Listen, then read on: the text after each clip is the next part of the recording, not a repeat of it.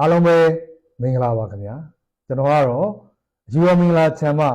ဆရာကြီးအနှစ်စော်ရဲ့တန်တီတပည့်ရင်ဆရာထိုက်အောင်ဆိုင်ပဲဖြစ်ပါတယ်ကျွန်တော်ရဲ့မိတ်ဆွေခုနှစ်တောင်းသမီးများအတွက်တပတ်တာကာလမှာကြုံတွေ့ရမယ့်ကံကြမ္မာအဆိုးကောင်းလေးတွေကိုတဲရောနမိတ်ဖတ်ပြီးတော့ဟောကြားပေးတော့မှာဖြစ်ပါတယ်ဟောစံလေးမစတင်ခင်မှာကျွန်တော်ရဲ့မိတ်ဆွေပေါင်းနှလုံးစိတ်ဝမ်းအေးချမ်းပြီးတော့တာယာတဲ့နေ့ရက်ကလေးတွေကိုပိုင်ဆိုင်နိုင်ပါစေလို့ဥစွာပနာမစုမုံကောင်းများတောင်းပေးလိုက်ရပါတယ်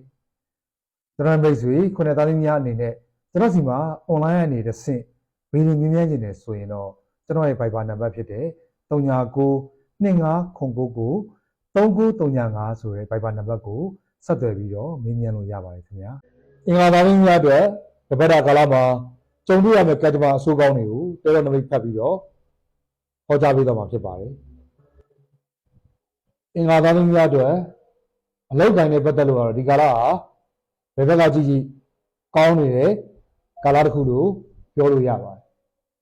ကိုယ်တော်တလန်းနေအောင်မြင်မှုတွေဒီချိန်မှာအရှို့ချိုပေါ်ပေါက်လာနိုင်တဲ့ကာလတစ်ခုဖြစ်တယ်ပြဿနာတွေရှိနေဖြေရှင်းလို့ရမယ်ကိုယ်ရထားတာတွေကိုစနစ်တကျအကောင့်တွေပေါ်နိုင်တဲ့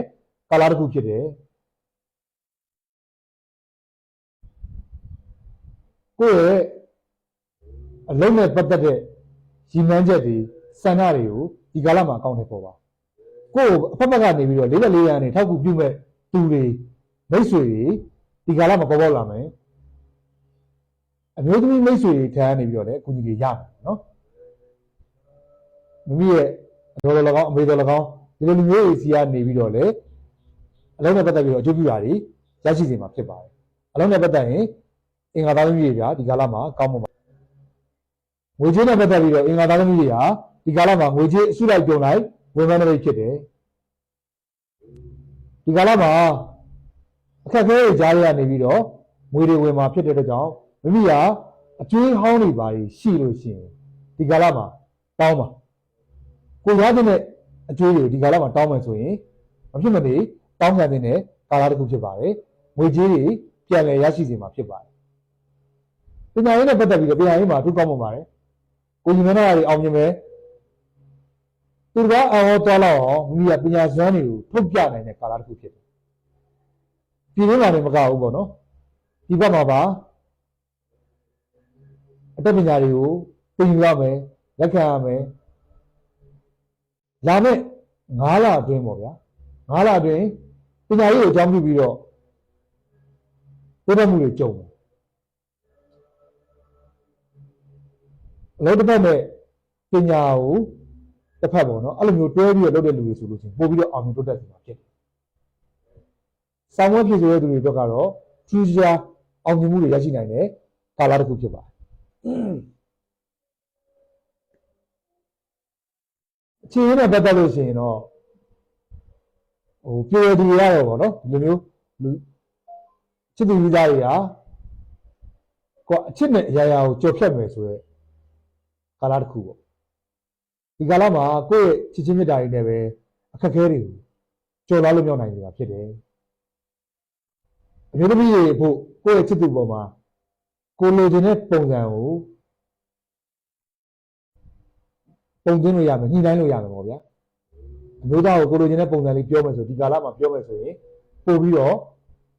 လက်ခံတဲ့ကာလတစ်ခုဖြစ်တယ်အချို့ချစ်သူသားတွေမှာမျိုးသားတွေဆိုလို့ရှိရင်အရန်ကိုအရင်တော့စိုးခဲ့ကြဲခဲ့တာတွေပေါ့ဗျာအခုဒီမျိုးသမီးနဲ့တွေ့တဲ့အခါမှပဲအားလုံးကငြိမ်ကြသွားတယ်ပေါ့ပြောမယ်ဆိုလို့ရှိရင်ဒီမျိုးသမီးနဲ့တွေ့တဲ့အခါကျမှအစစ်စစ်ချင်းမှပဲတွေ့ရှိတယ်လို့ဒီလိုမျိုးပေါ့နော်နောက်တစ်ခုကသူ့ရဲ့စကားကိုနာခံခြင်းစိတ်တွေဒါမျိုးတွေပေါ်ပေါက်လာတာမျိုးတွေဖြစ်တတ်တယ်ဒါကြောင့်မလို့အခြေအနေနဲ့ပတ်သက်ရင်နှစ်ဦးသားချစ်ချင်းနေနဲ့အခက်အခဲတွေတော့ရင်ဆိုင်ကြုံပြနိုင်တဲ့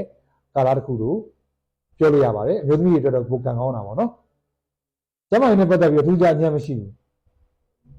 အစာရင်းနဲ့ပတ်သက်တဲ့ယောဂလေးတွေနဲ့စက်သတိထားရမယ်နောက်တစ်ခုကသတိပြုဖို့ကိစ္စကဘာလဲဆိုတော့ဒီကာလမှာနှစ်တို့ခွန်တို့ရှစ်တို့ကဏ္ဍတွေနဲ့တိုက်ဆိုင်တဲ့နေ့တွေပေါ့အဲ့လိုမျိုးတွေမှာ အနှက်ရောင်ဝတ်ဆင်အသုံးပြုခြင်းကိုရှောင်ပါဘာလို့ဆိုတော့မတော်တဆထိခိုက်မိတာမျိုးလေးတွေဖြစ်တတ်ပါတယ်အင်္ဂါသားသမီးတွေကံကောင်းစီမဲ့အရောင်ကတော့မိုးပြရောင်ဖြစ်ပါတယ်အရေးကြီးကိစ္စတွေလုပ်ကြကြည့်တဲ့အခါမှာမိုးပြရောင်ဝတ်ဆင်ပြီးတော့အသုံးပြုပါ sky blue ပေါ့နော်အဲ့ရောင်လေးကိုအသုံးပြုပါမိမိတို့ကံကောင်းစီမဲ့အရောင်ဖြစ်ပါတယ်အင်္ဂါသားသမီးတွေအတွက်ကံကောင်းစီမဲ့ lucky number ကတော့ကိုးကနန်းဖြစ်ပါတယ်ကိုးကနန်းကိုအသုံးပြုပါမိမိတို့ကံကောင်းမှုတွေရောက်ရှိလာစေမှာဖြစ်ပါတယ်နော်ကျွန်တော်ရဲ့မိတ်ဆွေခုနှစ်သားသမီးပေါင်းကိုယ်ကြီးချမ်းသာခြင်းစိတ်ချမ်းသာခြင်းများနဲ့ပြည့်စုံပြီးတော့ကောင်းကျိုးလူရာဆန္ဒများပြည့်ဝကြပါစေလို့ကျွန်တော်ဆရာထိုက်အောင်ရှိုင်းအကြီးတော်မင်္ဂလာချမ်းနေပြီးတော့လက်လိုက်လဲလဲမေတ္တာများပို့တာရင်းနဲ့ဆုမွန်ကောင်းများတောင်းပေးလိုက်ရပါတယ်ခင်ဗျာ